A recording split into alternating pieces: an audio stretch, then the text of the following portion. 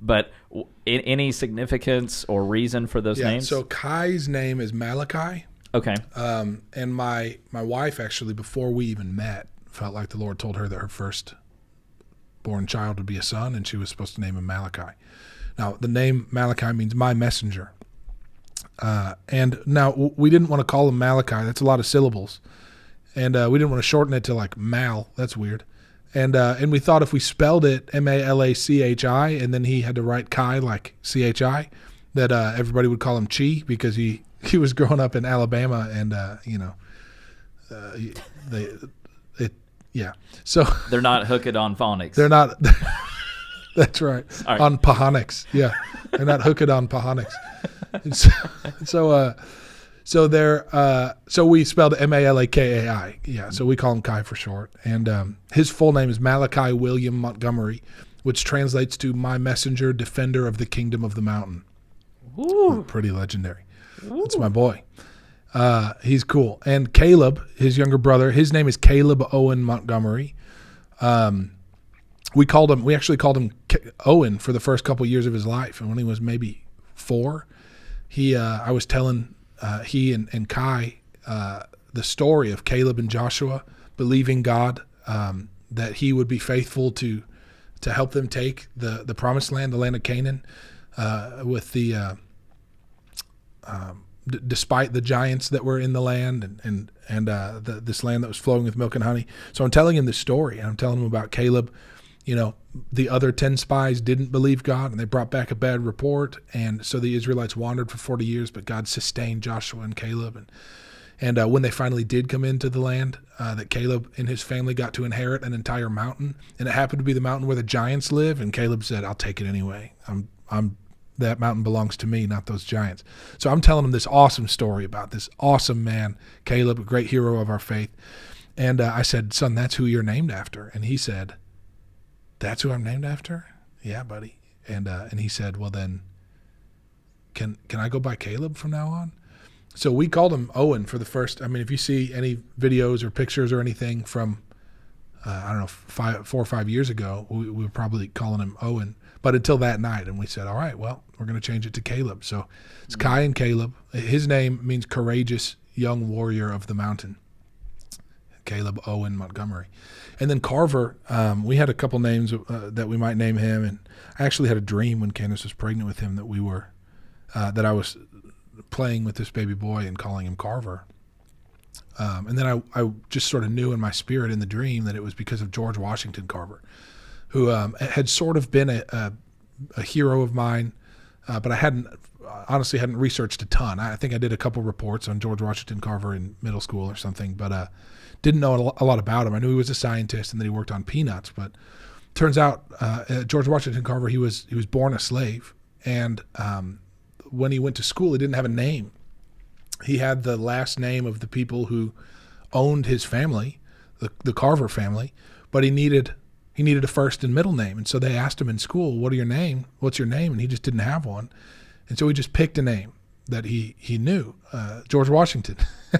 And so he picks George Washington Carver as his name. Now, George Washington Carver, some historians believe that he actually was not by the Carver family. They were really kind to him. That's why he kept that name. But by a different family later in life, that he was actually castrated. And so I think you can imagine how brutal and painful and demoralizing that might have been. But despite the fact that he was born a slave, that he was, really brutally abused by white people, he went to college at the University of Iowa, and they wouldn't let him inside of the classroom or the dorms. So he had to sleep in the boiler room with the servants at the University of Iowa. And then he had to sit in a chair outside of the building and listen through the window to get his education. But he finishes at the top of his class, and then eventually comes back and becomes a professor at the University of Iowa. Then he gets hired at Tuskegee University in Alabama, and he comes down to Alabama, and he's an agricultural scientist. And he notices that the farmers in Alabama, they're not letting their fields rest. They're not doing crop rotations. There's a lot of things that they could be doing to have a lot more productive farming operations. And so he sets up this like traveling sort of agricultural science circuit, and he like rides around and totally revolutionizes agriculture in the South. He becomes such a trusted name that they invite him when the government is arguing over whether or not they're going to tax imported peanuts. They invite him to come, and so he gives, I think this white senator gives him 10 minutes to speak on peanuts. At the end of his 10 minutes, he's wrapping up, and the senator says, "No, you keep going for as long as you want." And so he talks for like an hour. And the senators that are part of this committee on, peanut imports are so stunned at how much he knows that he says, like, the senator who's the chairman of the committee says, "How do you know all this?" And he said, "Oh, I learned it from an old book."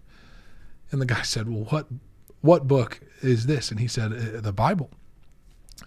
And the senator says, "I don't think the Bible says anything about peanuts. How did you learn this?" And he says, "You're right, it doesn't, but it talks a lot about the God who made the peanut." And he said, "The closer I've gotten to him, the more of his secrets he's been willing to share with me." And so there's a lot of documentation about him using his influence to really do two things. Number one, to point people in the direction of actual intimate communal relationship with God, to share the gospel through his agricultural science and his position of influence in the country. And number two, to work toward racial reconciliation and racial cooperation. And that despite being born a slave, despite having potentially been castrated, at least he was unable to have children because of what some of his slave owners had done to him. Despite some of the horrors that he'd experienced at the hand of white people, he was still a proponent of racial reconciliation and cooperation. So I have always been, I think he's amazing, and I felt like the Lord, I know this is a long story to why we named our son Carver, but his name's Carver Jace Montgomery, and he's our youngest, but I really felt like the Lord had really sort of tied his destiny and call with George Washington Carver's in a pretty special way. So yeah, we named him Carver. Hey y'all, we hope you loved this conversation. Here at Young Married Christian, we are on a mission to see a gospel-centered home made available for every single child in the foster care system. There are 400,000 kids in the foster care system, and there are 400,000 churches in America. Wow. That is crazy. This is absolutely a solvable problem, and we want to be a part of it. If you want to join us in that mission, text the word freedom to 833-370-1610. 833-370-1610. 833-370-1610. I just did it. And another thing you can do that is really helpful is to smash the like button on this video. Smash it like Satan's face. Crush it like it's Lucifer's head. It really helps us a ton, so smash that like button, subscribe to this channel. That's it. Smash the like button on this video.